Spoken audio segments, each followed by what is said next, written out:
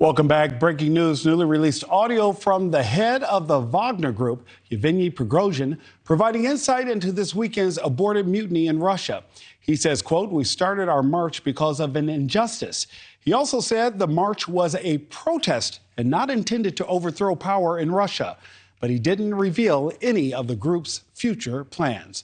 Joining me now with more on this is former U.S. Ambassador to Ukraine, William Taylor, now Vice President for Europe and Russia at the U.S. Institute of Peace. Thank you so much for joining me.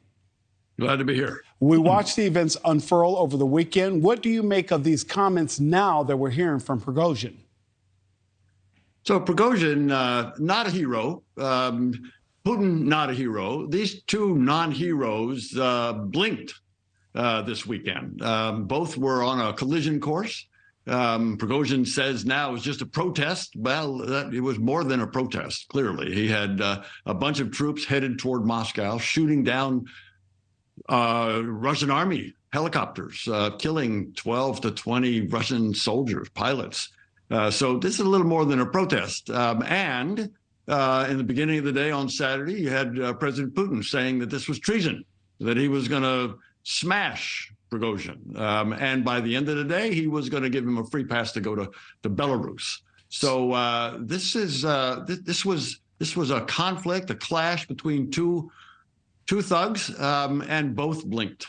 And now that Prigozhin is safely, reportedly, in transport to Belarus, I have to ask you, though, what does this mean for Vladimir Putin? Is this another chink in the armor, or is this an opportunity for Vladimir Putin to once again display his strength and saying, you know what, anybody comes after me, I'm still able to shoot it down?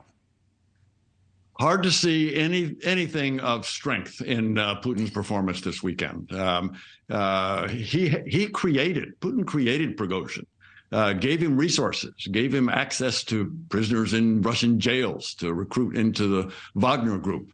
So Putin, another blunder, another bad decision, big decision, of course, bad decision to invade Ukraine in the first place, but then another terrible decision to allow this private military company to gain so much power that could then turn against him. It's out of his control. So Putin does not look strong. The Ukrainians, by contrast, look stronger than ever. They are ready to counter the Russian invasion into their country. The Ukrainians are ready to push the Russians out of their country. Mr. Taylor, since we know that everything about Mr. Putin is about perception and this display of strength, could we see more challenges to his authority behind this? Absolutely. Absolutely. We've already seen a couple. You all reported a couple of weeks ago that there were these two different Russian forces, military forces that came out of Ukraine. These are Russian people, Russian soldiers who are opposed to Putin. They were training in Ukraine, and they are attacked into Russia around Belgorod. So it's not just Prigozhin, it's not just Wagner. There are a lot of people apparently in Russia who don't want to see Putin as their president.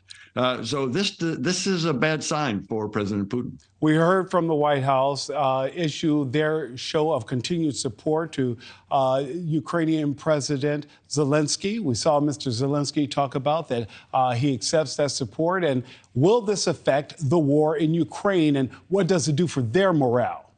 It boosts their morale. You're exactly right. Exactly right. I mean, the Ukrainians are watching the disarray in the Kremlin. They're watching the disarray in the military chain of command in the Russian forces. This has got to have an effect on the Russian soldiers' morale going down, and it clearly boosts the Ukrainian soldiers' morale going up.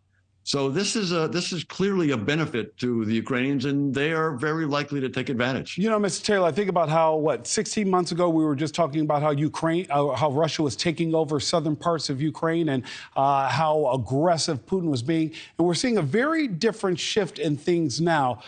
We know that there's no way that Vladimir Putin would ever just leave office or step down or anything like that. But what do you think happens now? Is all of this in effect because Mr. Putin was not able to conquer Ukraine as quickly as he had indicated that he would be able to? You're exactly right. When dictators fail and when they make bad decisions and when they lose confidence of people around them, maybe even confidence of the Russian people. When that happens, they lose power. Thank you for watching. Go to newsnationnow.com to find NewsNation on your television provider. And don't forget to click the red subscribe button below to get more of NewsNation's fact-driven, unbiased coverage.